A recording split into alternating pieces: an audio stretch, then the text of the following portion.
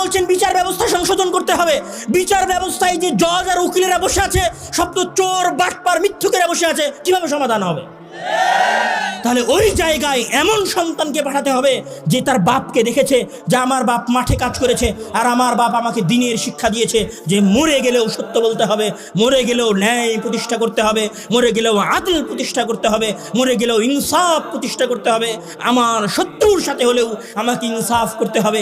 এই রকম বিশ্বাস নিয়ে পড়াশোনা করে সঠিক আকীদা এবং মানহাজ রেখে যেই ছেলে ওই আন্দোলনে যাবে, যেই ছেলে ওই সচিবালয়ে যাবে, যেই ছেলে জজ এবং উকিল হবে, আজ থেকে 25 বছর পরে হলেও বাংলাদেশের ভাগ্যাকাশে নতুন আলো দিতে হবে। সেইটার জন্য আপনাদেরকে প্রস্তুতি নিতে হবে, সেইটার জন্য আপনার সন্তানকে প্রস্তুত করতে হবে।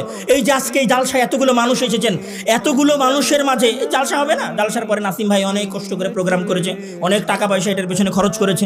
আমরা এসেছি, আব্দুর রহিম বক্তব্য দিয়েছে, আমি বক্তব্য দিচ্ছি, আমার পরে আবদুল্লাহ ভাই বক্তব্য দিচ্ছে, আমার বক্তব্যের পরে সাথে সাথে আপনারা ঠিক বলতেছেন, আবদুল্লাহ ভাই বক্তব্য দিবে, তখন আরও জোরে জোরে ঠিক বলবেন। আপনার ওই ঠিকের আওয়াজ শেষ আর আপনার কর্ম শেষ।